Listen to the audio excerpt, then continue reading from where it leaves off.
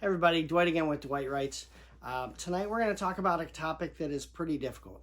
It's the dreaded rejection letter. How could they be so mean to me? In fact, for me, it came 31 times. And I know that sounds like a lot, but boy, I just pumped out as many letters as I could. I didn't know who to send them to. I didn't know how to really write one. I started with like pitch wars, and I started writing into people who had done querying and saying, what is the best way to do this? I read all kinds of articles. I did everything that I should have done to get ready for this, but there's just no real getting ready for it.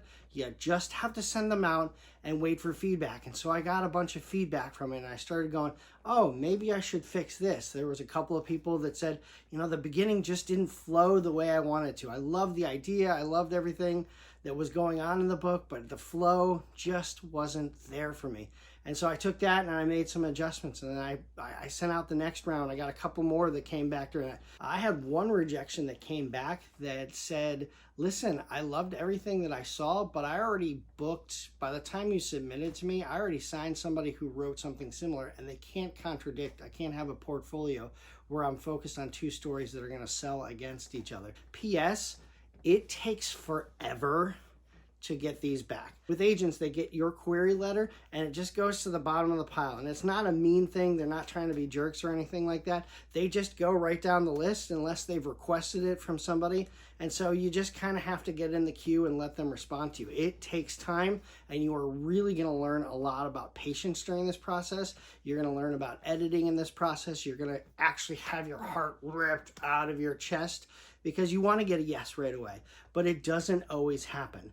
But it will if you keep trying, if you keep adjusting. Don't change your story. For me, I got a couple of them that the voice was just a little bit off for them. And I got a couple that, like I said before, the front of the book, the first couple of paragraphs are like, make some adjustments here. I've gotten a lot of feedback about my book just through my querying, and I was able to land an agent. Yeah, Jessica. Because I was able to listen to people. And then what ended up happening was she saw me on Twitter. She saw me through a couple of pitch competitions. And what ended up happening is she followed me. She saw that I was coachable. And then she signed me because I was able to prove to her that I really wanted to get my book published, and I was really excited to do that and to learn and to be coached. And so she signed me about 9 months after I started querying. It took forever to get those queries back. It takes months. You've got to be patient, and they're not always going to come back the way you want them. But know that it is worth every single minute. It's a learning process.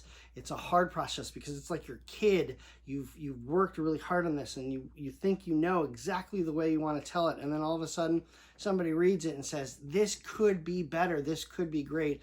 And if you're so stuck on your story that you never want to change it even a little bit, then you're going to struggle. I promise you, I was able to land an agent because I was willing to be molded, and the story, it never changed. The story itself never changed. Everything that I wanted to relay didn't change. It was more structure-wise. It was more grammar-wise. It was more voice and giving some emotion and some depth in places that I didn't even think to add it. So